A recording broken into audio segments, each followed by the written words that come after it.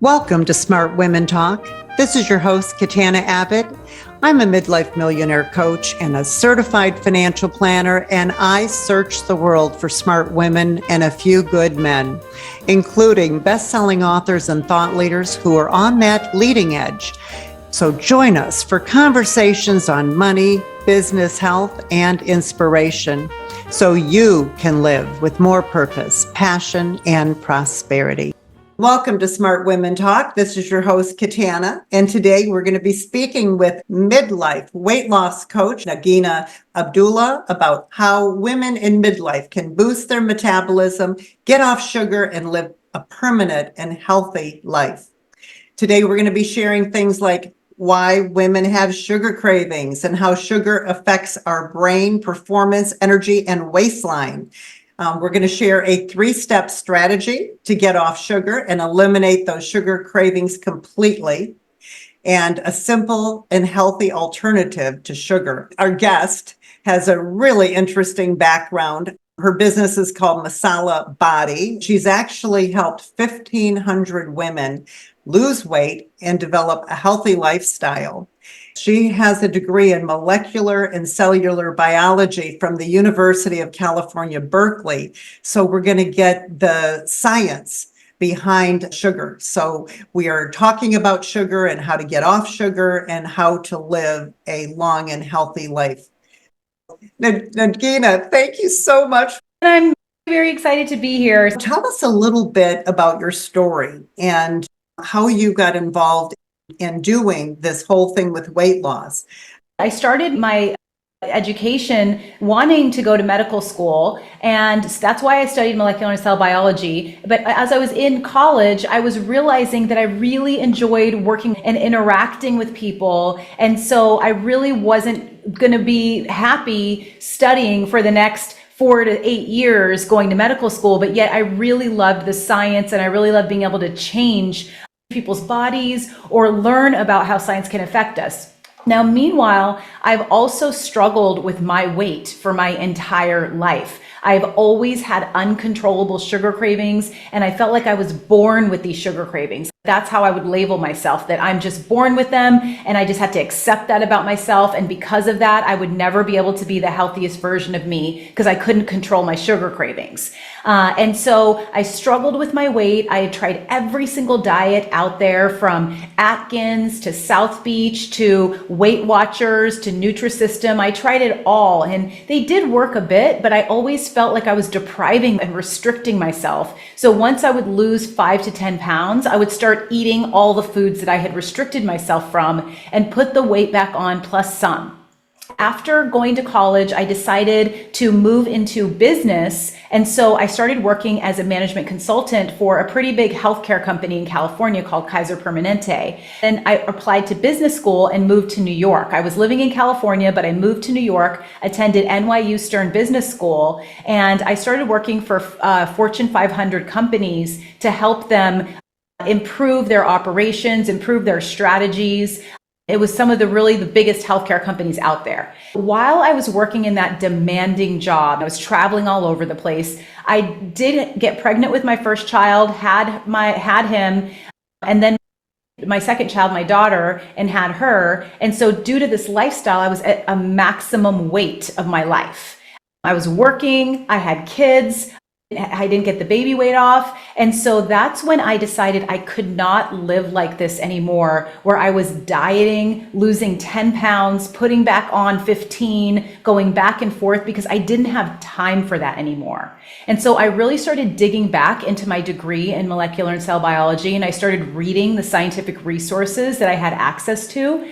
And I found out that all the diets I had been doing are just a lot of marketing. And there's so much more science available around adding foods that can increase our metabolism and adding the right foods that can actually help us get off of sugar. I started doing that. Then I combined some of those principles with my upbringing. I'm Indian, and I grew up eating spices, having spices in my food that weren't really spicy. They were just flavorful. So I started adding spices to these metabolism boosting foods, and everything totally changed, Katana. It was like everything's got so easy all of a sudden, and everything tasted so good. I started eating more foods that I loved. And within 9 months, I lost 40 pounds and got to the best shape of my life. Now it's been 15 years since that happened. I'm in midlife now, and the weight has stayed off. Now, along the way, when that happened, I realized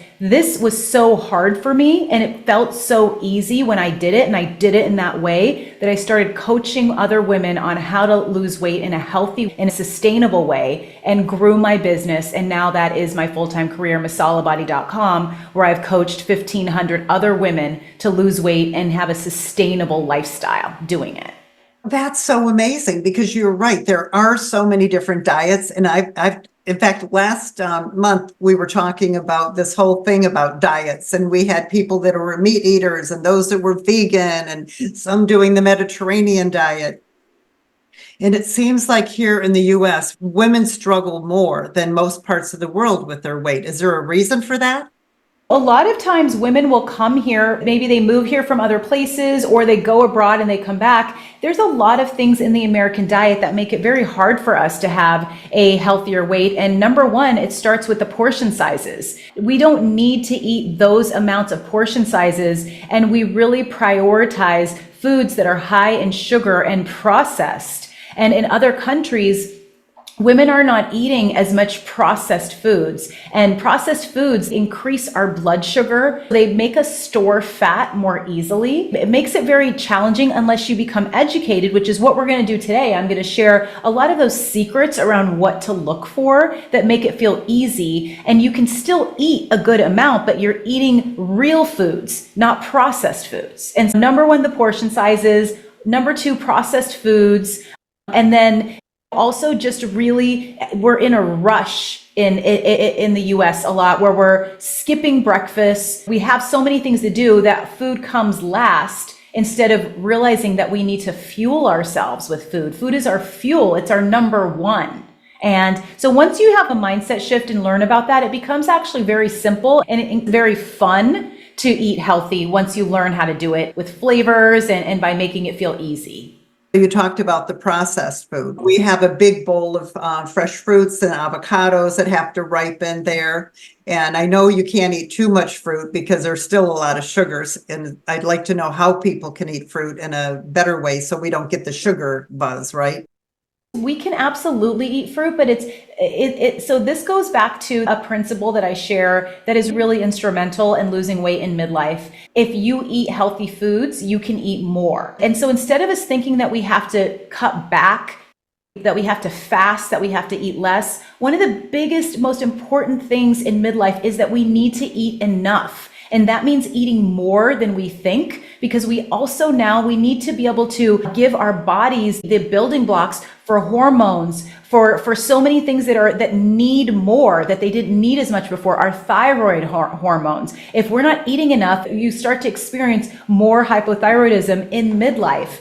Obviously, estrogen, progesterone, all of those were going up and down until menopause, but we need to be able to give our bodies those building blocks. So if you just pull back and don't eat, you actually will stay stuck, and your body is going to start to feel very tired, and it's not going to operate in the right way. In order to eat something like fruit does have sugar, but it's also healthy for us. So what the best thing to do is to have fruit, but pair it with either a protein or a healthy fat. And the reason for this, and I'll give some examples of what those are, is because when you pair your fruit with a protein or a healthy fat, proteins and fats digest more slowly. So when you're eating sugar or carbs with a protein or a fat, it's going to make your blood sugar no longer spike up. It's going to keep your blood sugar more even. And then as a result of that, you're not going to store as much fat. You're actually going to start burning more fat. But it can feel scary because you're eating more, but you're eating smartly because you're balancing them, and you're actually affecting the biochemistry of your body. An example of this is doing an apple with peanut butter.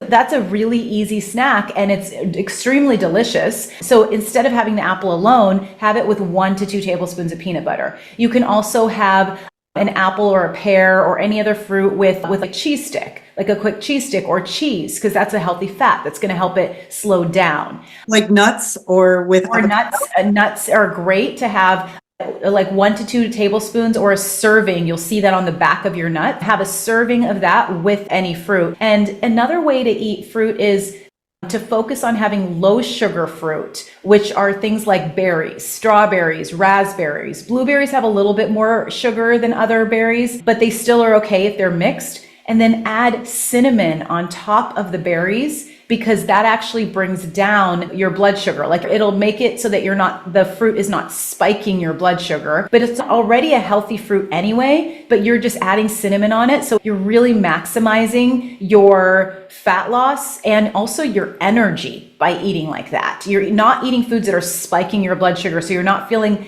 energy ups and downs. You're feeling constant, great energy all day. And that's really the goal. How often should we be eating during the day to keep our blood sugar level? I recommend starting with having your regular 3 meals a day and not skipping any meals. Then if you feel hungry in between any of the meals, you can have a snack. Have a mid-morning snack, or you can have both an afternoon snack.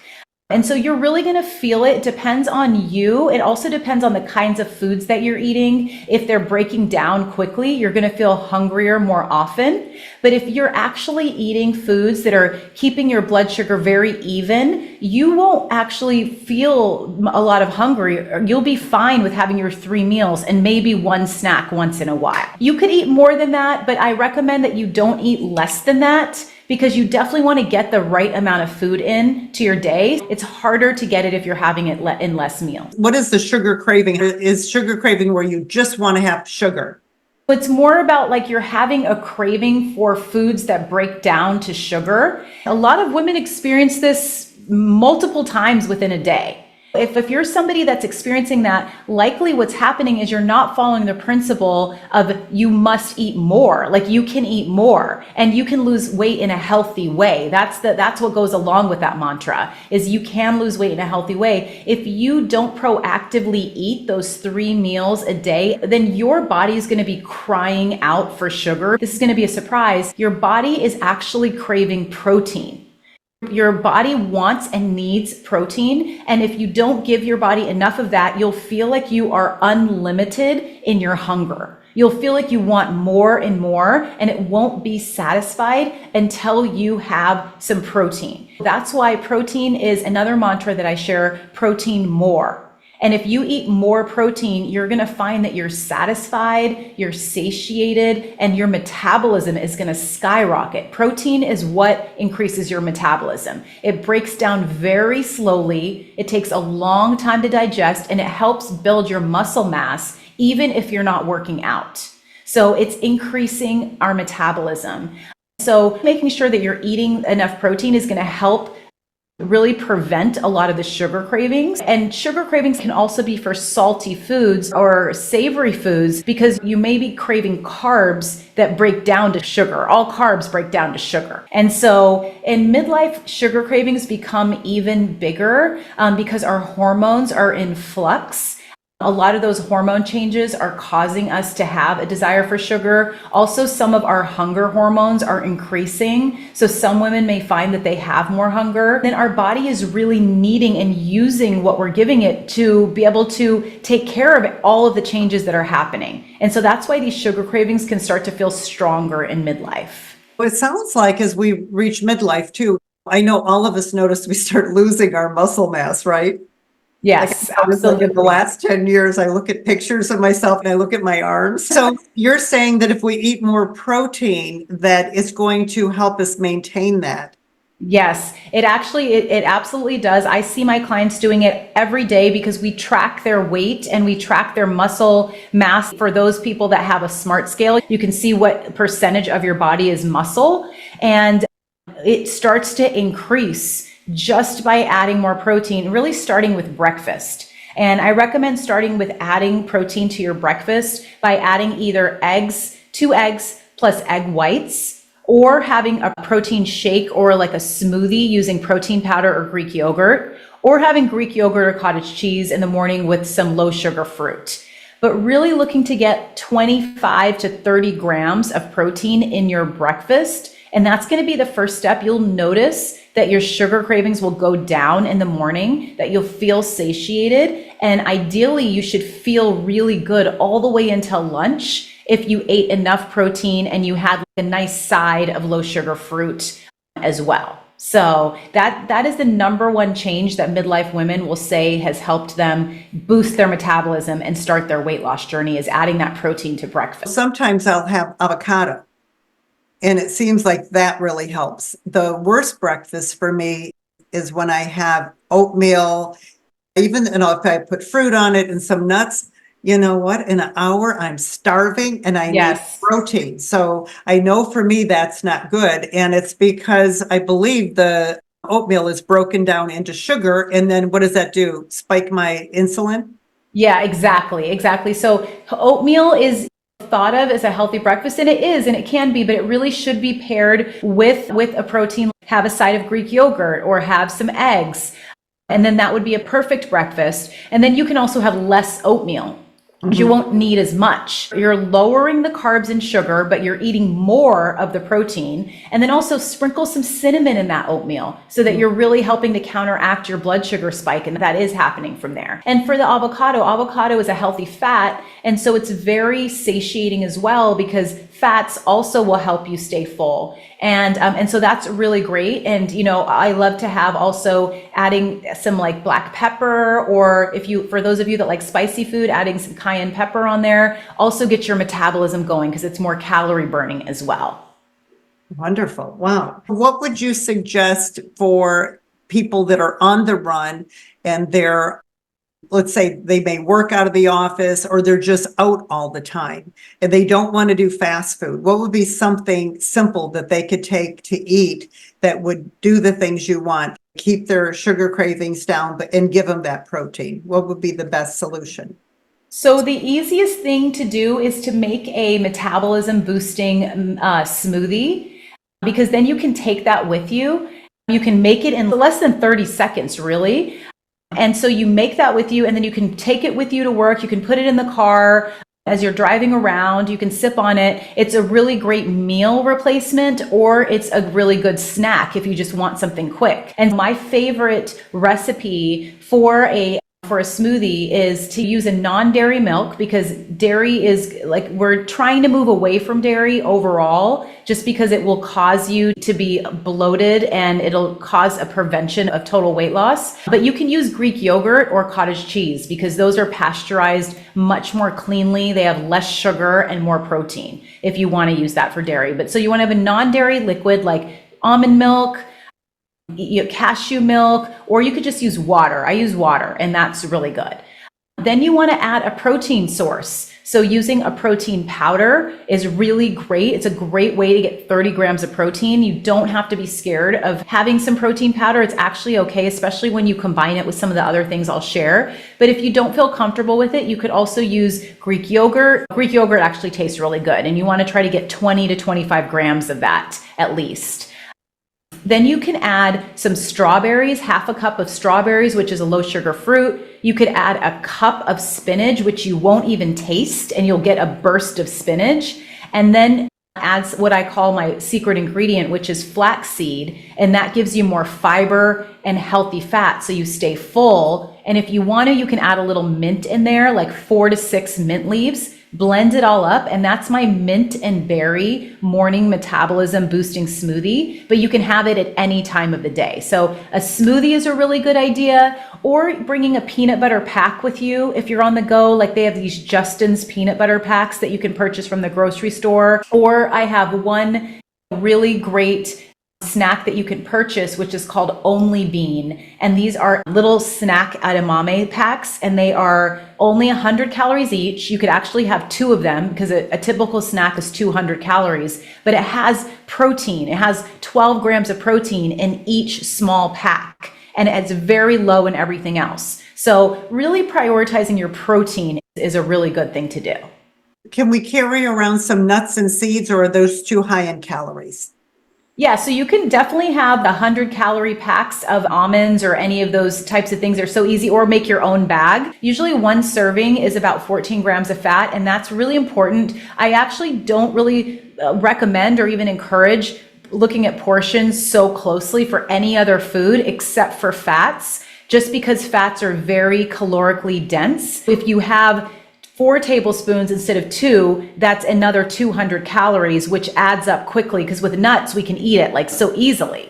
So definitely look at that. And that's why I recommend the 100-calorie pack of nuts that you can purchase, and you can grab 2 of those and just put them in your purse and have them at any time. So those are really easy. Oh, that's great. And I know you have some really good tips for sweets. For me, I have to have my dark chocolate at night. Should we go to 80% chocolate, or is the 70% okay? Dark chocolate is a really great option for when you're feeling those sweet cravings. I recommend 70% or above. I personally don't like the 80% or 90% because they're very, like, there's no flavor. It's very bitter. But if you can do 80 or 90%, go for it, because it is less sugar. But 70% or above is really good. And have 1 to 2 squares of dark chocolate if you can do that. If you can't do that, then it's really tricky, because it's still healthier, but then you have a whole bar in your house. So try to go for 1 or 2, and then make sure you're eating enough at your meals, and then that'll help you prevent those other cravings. So the 3-step strategy for avoiding sugar cravings. This is my morning sugar cravings routine that I recommend, and this will set you up for the day. Somebody just tried this for this morning for the first time, and she's, oh my gosh, this is biochemistry magic that's happening. What is happening to my body? And first of all, you start your morning with a infused debloating water, a glass of infused debloating water. And with that is a glass of water that has mint, that has lemon, is great for detoxing your body. It has cucumber, which is great for debloating your body because it has so much water in it. And then 4 to 6 sprigs of mint, because that is really great to decrease sugar cravings. Now, you can make this into an entire pitcher and pour a glass of water for yourself, or you can just make a glass of water and put a little bit of those in. So you start with that. Then you have if you like to have coffee or tea, you have your coffee or tea with cinnamon, because cinnamon is going to lower your blood sugar, but it's also going to help you quench your sugar cravings. So you add that cinnamon in your coffee or tea. You really enjoy and indulge in your morning coffee or tea. You enjoy that moment. You know that you're taking care of yourself with the water that you just gave yourself, the infused debloating water, the cinnamon. And then after that, you have a protein more breakfast, which is a breakfast that has 2 eggs and half a cup of egg whites, because that's going to get you closer to 30 grams of protein, with a side of berries. Or you have the smoothie that I already shared the recipe for, the metabolism boosting smoothie. Or you can have Greek yogurt with cinnamon and berries. So those are all 3 kind of different options. If you're grab and go, you want to hurry up and get going, you have the Greek yogurt. If you have a little bit of time to make the smoothie, you do that. And if you have more time, you can do the eggs.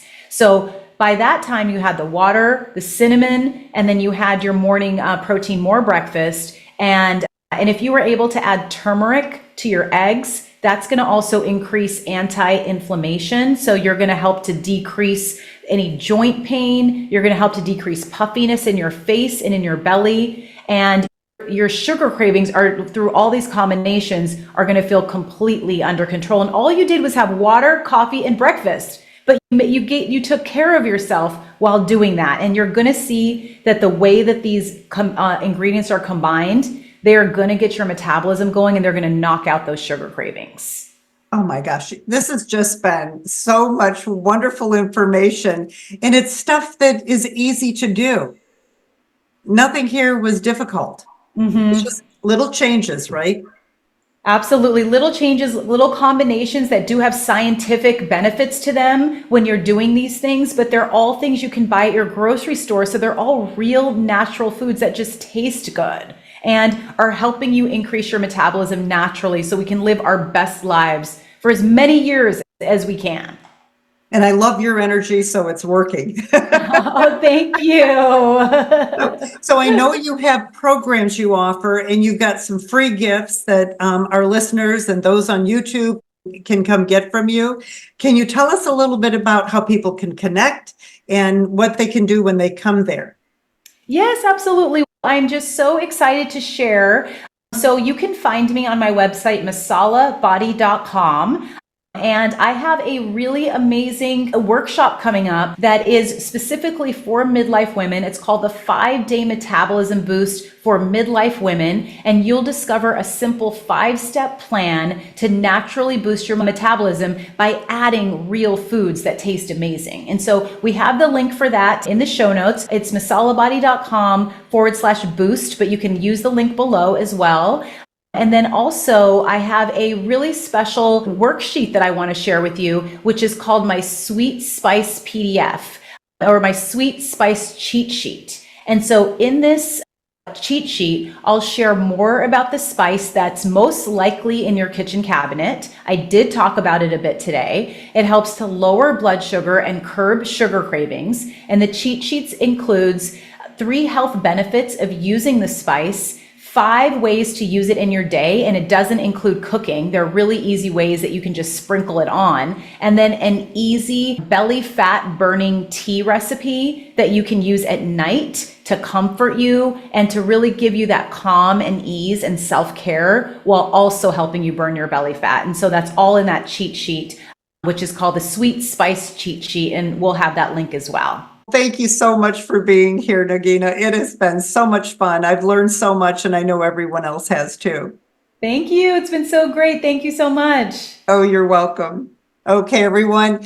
If you want to come on our list, just go to joinsmartwomen.com. Until our next show, go out and live with more purpose, passion, and prosperity. Smart Women Talk is brought to you by Smart Women's Empowerment, a 501c3 nonprofit project of United Charitable. Music by Bill Lucas from his album When It Rains. Available on Apple Music and Spotify. Catch us wherever you listen to your favorite podcast, and be sure to join our free community at joinsmartwomen.com to access all our free Smart Women resources.